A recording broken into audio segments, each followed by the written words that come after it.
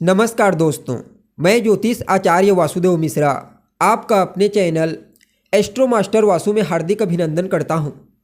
दोस्तों, आज का यह ज्योतिष का कार्यक्रम आप लोगों के लिए यानी कि धनु राशि वालों के लिए बड़ा ही खास कार्यक्रम साबित होगा। आज हम चर्चा करेंगे ग्रहों के सम्राट सूर्य के राशि परिवर्तन प्रभाव के बारे में। जी हाँ, भुवन भास्कर सूर्य बीते 16 नवंबर 2024 की प्रातःकाल 7:57 पर अपनी वर्तमान नीच राशि शत्रु राशि तुला राशि को छोड़कर अपने मित्र सेनापति मंगल की साधारण राशि अर्धजलीय राशि वृश्चिक राशि में प्रवेश कर चुके हैं, जहां कि वो 15 दिसंबर 2024 की प्रातः तक रहेंगे और इसके पश्चात आपकी राशि यानी कि धनु राशि में प्रवेश कर जाएंगे।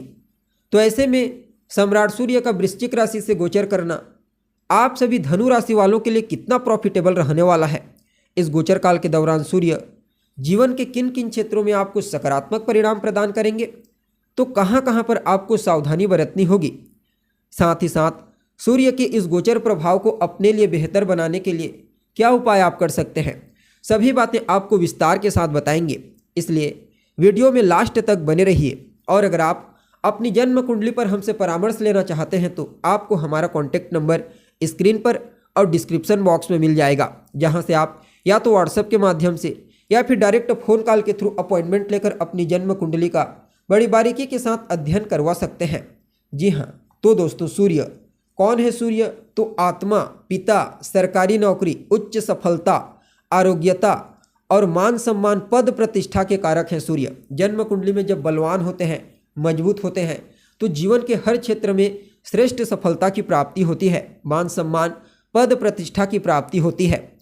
लेकिन यही सूर्य जन्म कुंडली में कमजोर हो जाते हैं, तब जातक को अपने जीवन काल में सफलता प्राप्त करने के लिए बहुत मेहनत करना पड़ता है, संघर्ष करना पड़ता है। इसके बावजूद कोई श्रेष्ठ सफलता की प्राप्ति नहीं हो पाती, मान सम्मान की हानि होती है, शासन प्रशासन से नुकसान, पिता के साथ तालमेल में कमी, नेत्रजन्य पीड़ा और हड्डियों से संबंधित प्रॉब्लम, ये सब के सब कमजोर सूर्य के लक्षण हैं। इसलिए चाहे जन्म कुंडली हो या फिर गोचर कुंडली, भुवन भास्कर सूर्य का बलवान होना आवश्यक हो जाता है।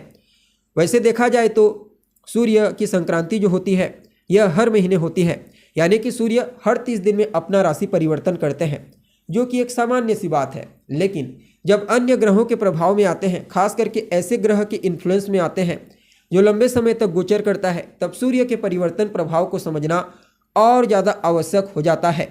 और इस बार देखा जाए तो देवगुरु बृहस्पति के साथ सम्राट सूर्य, जो कि आपकी राशि के स्वामी हैं, समसप्तक योग में है, अर्थात दोनों ग्रहों की एक दूसरे पर दृष्टि है। और ऊपर से शनि के साथ जो भी आपके पराक्रम स्थान से ट्रांजिट कर रहे हैं, चौथे 10वें का केंद्र का कॉम्बिनेशन बना रहे हैं। अतः आप सभी धनु राशि वालों के लिए सूर्य का यह गोचर कई मामलों में बड़ा ही अद्भुत साबित होगा। अब देखिए, सूर्य आपके लिए कहाँ पर राशि परिवर्तन किए हैं, तो आपकी राशि से 12वें भाव में, और आपके लिए सूर्य भाग्य भाव के स्वामी बनते हैं। देवगुरु बृहस्पति की दृष्टि से दृष्ट हैं, जो आपके लिए लग्नेश होते हैं और भाग्य के अतिविशिष्ट कारक ग्रह होते हैं। फलतः कुछ मामलों में समय आपके लिए बड़ा ही श्रेष्ठ साबित होगा। सबसे पहले तो इस गोचर काल के दौरान उन सभी जातकों को जो विदेश जाने के लिए प्रयत्नशील हैं, चाहे फिर मुद्दा कोई भी हो, घूमने फिरने के लिए जाना चाहते हैं, पढ़ाई लिखाई करने के लिए, नौकरी, बिजनेस, व्यापार, कुछ भी चीज़ हो, उन्हें बृहस्पति और सूर्य की कृपा से जन्म स्थान से दूर विदेश जाने का मौका अवश्य प्राप्त होगा। एक तरफ जहां आपको कोर्ट कचहरी के चक्करों से बाहर निकालने का प्रयास करेंगे, तो वहीं दूसरी तरफ आपके द्वारा लिया गया निर्णय, आपका डिसीजन आपके लिए फेवरेबल साबित होगा। देखिए, इस समयावधि में देवगुरु बृहस्पति की दृष्टि 12वें भावगत सूर्य पर है, इसे अत्यंत ही श्रेष्ठ कहा जा सकता है। लेकिन राहु और शनि की भी दृष्टि है, तो इन दोनों के चलते जो दुष्प्रभाव उत्पन्न होगा वह यह होगा कि आपको बेकार की चीज़ों में पैसा खर्च करने के लिए मजबूर कर देंगे। लेकिन अगर आप सही कार्यों में पैसा खर्च करते हैं, जब तब दान के क्षेत्र में, पुण्य का कार्य करते हैं, पूजा पाठ के क्षेत्र में, धार्मिक क्रियाकलाप, धार्मिक कृत्य में इन्वॉल्व होते हैं, तो फिर आपका जो पैसा है वह अच्छा रहेगा और आपको किसी भी प्रकार से कोई नुकसान नहीं होगा। इसलिए इस समयावधि में चैरिटी का कार्य आपको अवश्य करना चाहिए। बाकी समय आपके लिए आपके शत्रुओं को परास्त कर देगा। आपके जो इनेमी हैं, आपके विरोधी, इस समय आपके सामने नतमस्तक हो जाएंगे, चाहे फिर वह आपके पराक्रम की वजह से हो, आपके एफर्ट की वजह से, या फिर आपकी बुद्धिमत्ता की वजह से।